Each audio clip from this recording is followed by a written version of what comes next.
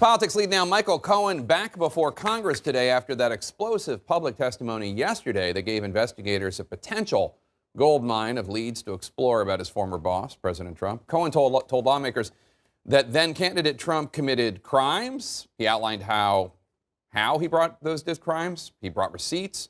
He told lawmakers where to go to get more, who else to interview. Of course, Cohen is a proven liar. He's going to prison in part because he previously lied to Congress, who even made some questionable claims while telling his version of the truth yesterday. As CNN's Jessica Schneider reports, Cohen's testimony could be full of new territory for investigators. Michael Cohen capping off 3 days on Capitol Hill, today behind closed doors. His sit-down inside a secure facility with the House Intelligence Committee comes after an explosive open session Wednesday with House oversight. He is a con man, and he is a cheat. House Intelligence Chairman Adam Schiff told CNN his committee would focus on finding out more about the president's potential criminal conduct. Schiff tweeting, "We'll examine in depth many of those topics, including Trump Tower Moscow, Roger Stone WikiLeaks, and any White House role in Cohen's false statements to Congress."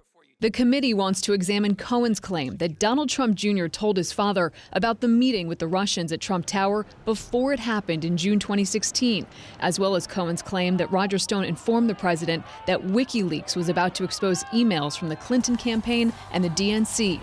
House Oversight Chairman Elijah Cummings said there's a lot more investigating to be done across Congress. What we did yesterday was we gathered a lot of information that I think we may not look into it in our committee, but one of the 5 or 6 committees will. One focus for Cummings, hush money payments Cohen says he made to Stormy Daniels to keep her quiet about an alleged affair with Trump years before.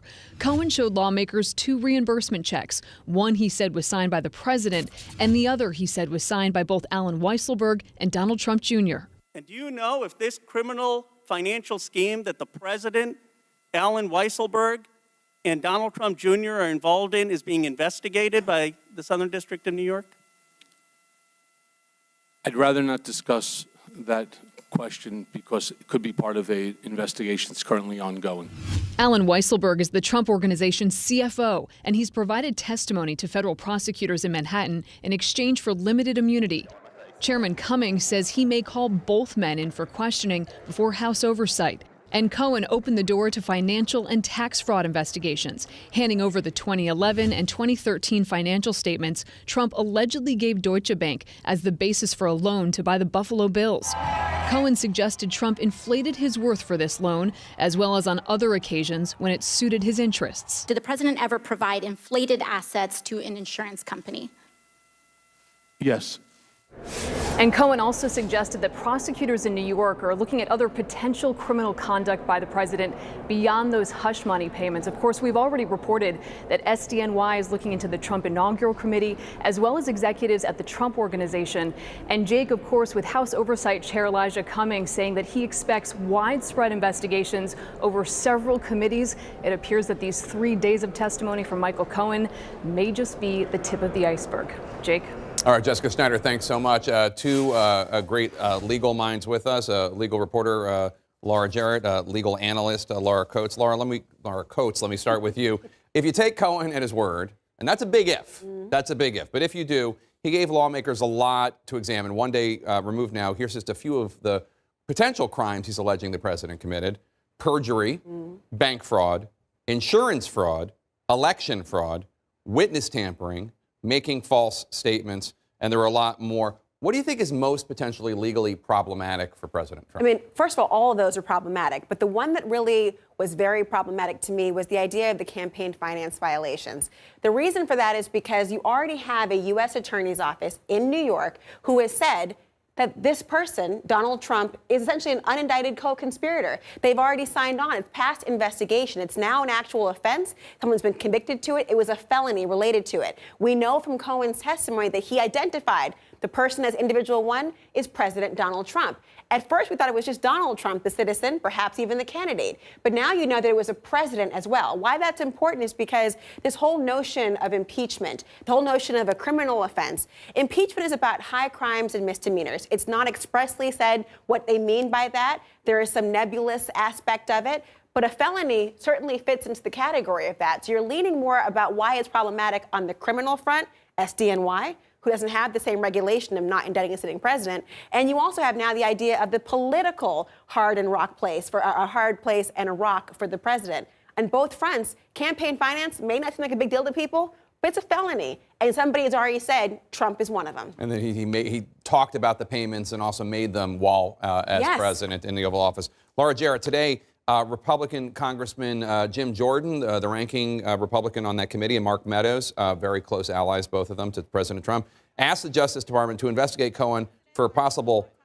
perjury, specifically for lying. I believe this is what the case they're making, lying about he didn't want a job in the Trump White House when he did.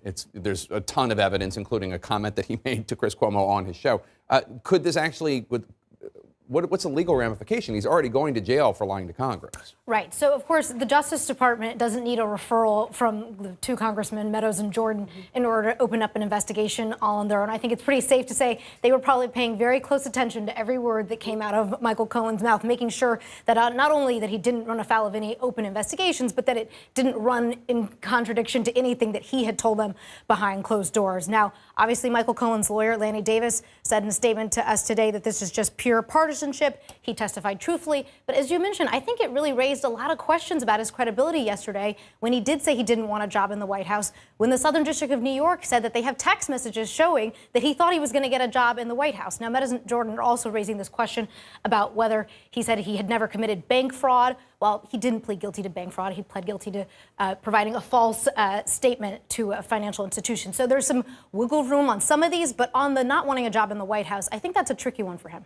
Laura Coates, some of the most intriguing questions to Cohen came from freshman Congresswoman Alexandria Ocasio-Cortez. Here she is digging into potential bank fraud allegations. Take a listen. To your knowledge, did the president ever provide inflated assets to an insurance company? Yes. Who else knows that the president did this? Alan Weisselberg, Ron Lieberman, and Matthew Calamari. And where would the committee find more information on this? Do you think we need to review his financial statements and his tax returns in order to compare them? Yes, and you'd find it at the Trump org. And where could this lead investigators? Well, it's not a rabbit hole. Now you have a witness list. She just named all the people in response to who would know about this information and who do we need to see and what do we need to see. This is really, really keen of her to do so, because what she did is not just have a hypothetical, theoretical, or simply try to use it to grandstand. She elicited testimony, which is what you're supposed to do at these hearings, to figure out where to go next. Their function in the oversight is actually to have a legislative agenda and figure out where to go next. He just named the people. You can imagine every single one of them going, okay, well, here we go. And only one of them so far I can think about, Alan Weisselberg, he had only limited immunity with respect to the grand jury testimony. Now that he's exposed in front of Congress, well, you may be able to play that immunity function about it and say, what's there to lose? You already had immunity in that category, and now you're a part of our witness list and roadmap. Very smart of her to do. Yeah, a lesson from the freshmen for some of the elders. Fewer speeches, please. More eliciting of information. Appreciate it. Thanks, Laura. Thank you, Laura.